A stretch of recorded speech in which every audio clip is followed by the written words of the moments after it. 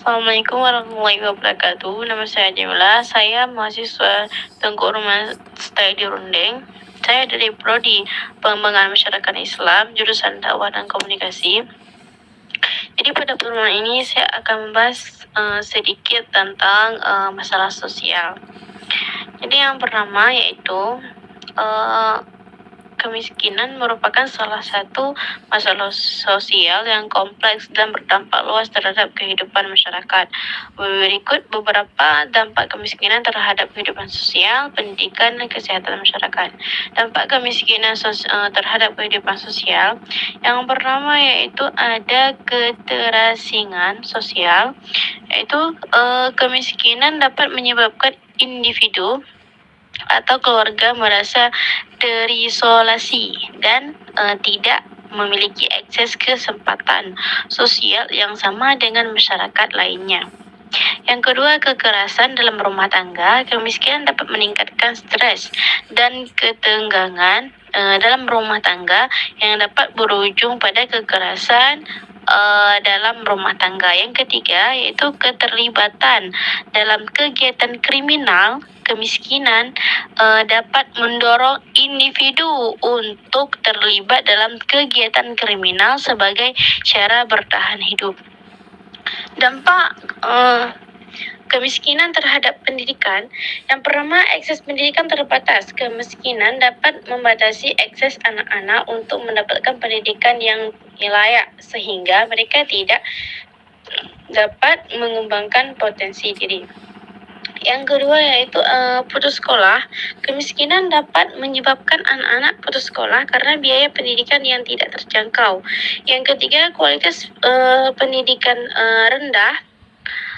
Kemiskinan dapat menyebabkan sekolah-sekolah di daerah miskin menjadi kualitas pendidikan yang rendah karena kurangnya sumber daya.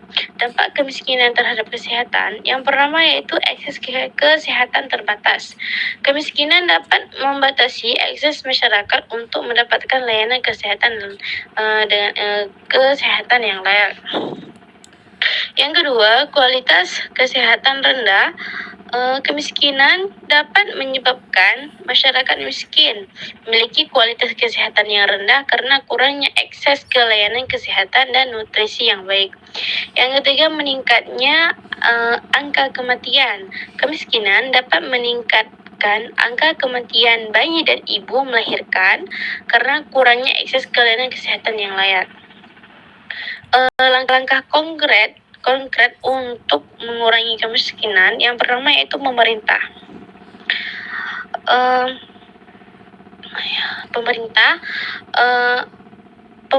meningkatkan anggaran untuk program perlindungan sosial dan pendidikan, meningkatkan akses ke layanan kesehatan dan nutrisi yang baik, mendorong pertumbuhan ekonomi yang inklusif dan kesehatan.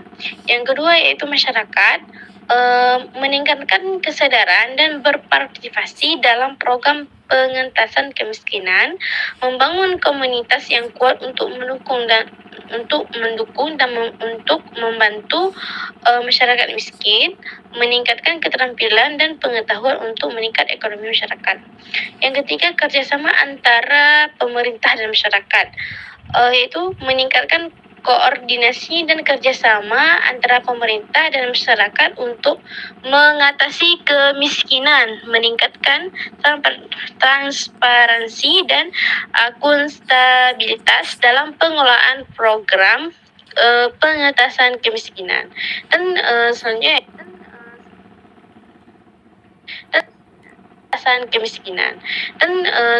yaitu poin dengan kerjasama dan upaya bersama kita dapat mengurangi kemiskinan dan meningkatkan kualitas hidup masyarakat. Yang kedua yaitu ketimbang pendidikan antara daerah, perkotaan, perdesaan dapat berdampak signifikan pada kualitas SDM di masa depan. Berikut beberapa dampaknya. Dampak ketimpangan pendidikan, yang pertama itu keterbatasan masyarakat.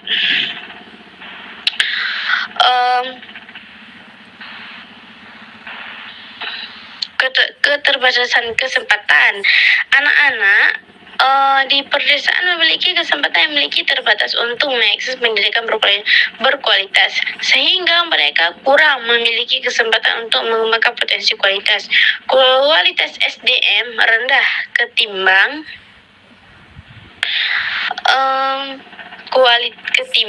pendidikan dapat menyebabkan kualitas SDM di pedesaan lebih rendah dibandingkan dengan daerah perkotaan, sehingga dapat mempengaruhi produktivitas dan daya saing ekonomi, kesenjangan dan daya saing ekonomi. Yang ketiga yaitu kesenjangan ekonomi. Ketimpang pendidikan dapat memperlebar kesenjangan ekonomi antara daerah perkotaan dan perdesaan, sehingga dapat meningkatkan kemiskinan dan ketidaksetaraan. Solusi untuk menciptakan kesetaraan akses pendidikan yaitu pertama ada peningkatan infrastruktur pendidikan, yaitu pemerintah perlu meningkatkan infrastruktur pendidikan di pedesaan seperti pembangunan sekolah, penyediaan fasilitas belajar, dan teknologi pendidikan. Yang kedua yaitu pengembangan kurikulum yang relevan. Kurikulum pendidikan perlu disesuaikan dengan kebutuhan dan konteks lokal, sehingga anak-anak di pedesaan dapat memperoleh pendidikan dan relevan yang bermanfaat. Yang ketiga yaitu peningkatan kualitas guru. Pemerintah perlu meningkatkan kualitas guru di pedesaan melalui pelatihan dan pengembangan profesional, sehingga mereka dapat memberikan pendidikan yang berkualitas. Yang keempat yaitu program beasiswa dan bantuan. Pemerintah dapat menyediakan program beasiswa dan bantuan untuk anak-anak di pedesaan, sehingga mereka dapat mengakses pendidikan dan yang berkualitas. Yang kelima yaitu teknologi pendidikan. Pemanfaatan teknologi pendidikan seperti pembelajaran online dan digital dapat membantu meningkatkan akses pendidikan di pedesaan. Yang keenam yaitu kerjasama antara pemerintah dan masyarakat. Pemerintah perlu bekerja sama dengan masyarakat, organisasi, dengan pemerintah dan sektor swasta untuk meningkatkan akses pendidikan di pedesaan. Poinnya, dengan implementasi solusi tersebut, kita dapat menciptakan kesetaraan akses pendidikan di seluruh wilayah Indonesia dan meningkatkan kualitas SDM di masa depan. Selanjutnya yaitu jawaban yang ketiga, penyalahgunaan narkoba merupakan masalah sosial dan kompleks yang berdampak luas. Berikut beberapa faktor yang menyebabkan maraknya penyalahgunaan narkoba di kalangan remaja masyarakat. Faktor penyebab penyalahgunaannya narkoba. Yang pertama yaitu kurangnya kesadaran akan bahaya narkoba, yaitu banyak remaja dan masyarakat yang tidak memahami bahaya narkoba dan dampaknya terhadap kesehatan dan kehidupan. Yang kedua pengaruh lingkungan, yaitu lingkungan yang tidak mendukung seperti pergaulan dengan penggunaan yang dapat meningkatkan resiko penyalahgunaan narkoba, stres dan tekanan remaja dan masyarakat yang mengalami stres dan tekanan dapat mencari cara untuk mengatasi masalahnya dengan menggunakan narkoba. Keempat, kurangnya pengawasan orang tua, yaitu kurangnya pengawasan orang tua dapat meningkatkan risiko penyalahgunaan narkoba di kalangan remaja. Yang kelima yaitu ketersediaan narkoba. Ketersediaan narkoba yang mudah diakses dapat meningkatkan risiko penyalahgunaan narkoba. Selanjutnya yaitu langkah-langkah preventif untuk mengurangi angka penyalahgunaan narkoba, yaitu yang pertama ada pendidikan dan kesadaran, yaitu meningkatkan kesadaran akan bahaya narkoba melalui pendidikan dan kampanye kesadaran. Yang kedua pengawasan orang tua, yaitu meningkatkan pengawasan orang tua terhadap anak-anak dan remaja untuk mencegah penyalahgunaan narkoba, pembangunan program pencegahan dan pengembangan program program pencegahan penyalahgunaan narkoba di sekolah dan komunitas. Yang keempat, kerjasama antara pemerintah dan masyarakat, meningkatkan kerjasama antara pemerintah, masyarakat, dan organisasi non-pemerintah untuk mengatasi masalah penyalahgunaan narkoba. Yang kelima, pengobatan dan rehabilitas, yaitu menyediakan fasilitas pengobatan dan rehabilitasi untuk pengguna narkoba yang ingin berhenti. Yang keenam, penegakan hukum, yaitu meningkatkan penegakan hukum terhadap pengedar dan pengguna narkoba untuk mengurangi ketersediaan narkoba. Yang ketujuh, pengembangan kegiatan positif, mengembangkan kegiatan positif seperti olahraga dan seni untuk mengalihkan perhatian remaja dari narkoba. Poinnya, dengan implementasi langkah-langkah perfektif tersebut, kita dapat mengurangi angka penyalahgunaan narkoba di Indonesia dan menjaga kualitas hidup bermasyarakat. Selanjutnya, pengangguran merupakan masalah sosial yang kompleks dan berdampak luas terhadap stabilitas sosial dan ekonomi. Berikut beberapa dampak dari tingkat pengangguran yang tinggi. Dampak pengangguran terhadap stabilitas sosial dan ekonomi. Yang pertama, ada keresahan sosial. Itu pengangguran dapat menyebabkan keresahan sosial seperti demonstrasi dan protes yang dapat mengganggu stabilitas sosial.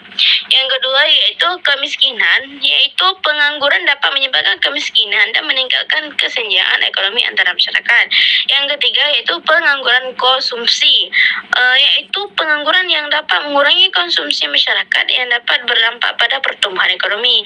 Yang keempat, kehilangan potensi.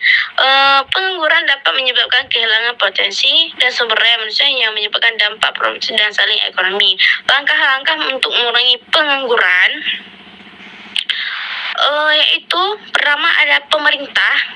Pertama, pengembangan program pelatihan, yaitu mengembangkan program pelatihan yang sesuai dengan kebutuhan industri untuk meningkatkan keterampilan tenaga kerja. Yang kedua, pengembangan infrastruktur, yaitu mengembangkan infrastruktur yang mendukung pertumbuhan ekonomi dan menciptakan lapangan kerja.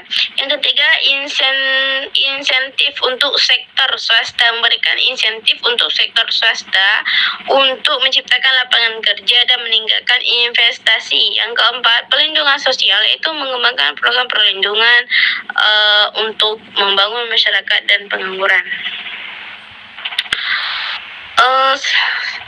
Selanjutnya yaitu kesenjangan sosial antara kelompok kaya. Yang kelima, yang terakhir, yaitu kesenjangan sosial antara kelompok kaya dan miskin merupakan masalah kompleks dapat menyebabkan ketegangan sosial dan mengancam stabilitas negara. Berikut penyebab kesenjangan sosial, dampak terhadap kehidupan masyarakat. Yang pertama yaitu penyebab kesenjangan sosial. Yang pertama, ketimpangan ekonomi. Ketimpangan ekonomi dapat menyebabkan kesenjangan sosial antara kelompok kaya dan miskin. Akses pendidikan yang tidak merata. Akses pendidikan yang tidak merata dapat menyebabkan kesenjangan sosial antara kelompok kaya dan miskin. Yang ketiga, diskriminasi. Diskriminasi dapat menyebabkan kesenjangan sosial antara kelompok kaya dan miskin. Yang keempat, kebijakan yang tidak adil. Kebijakan yang tidak adil dapat menyebabkan kesenjangan sosial antara kelompok kaya dan miskin.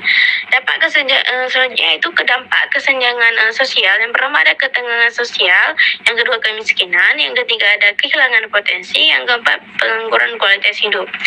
Selanjutnya itu kebijakan untuk mengurangi kesenjangan sosial. Yang pertama ada pajak progresif, program pelindung sosial, akses pendidikan yang merata, kebijakan yang adil, pembangunan ekonomi, dan pengawasan dan penegakan hukum. Terima kasih. Mungkin hanya ini yang dapat saya sampaikan. Wassalamualaikum warahmatullahi wabarakatuh.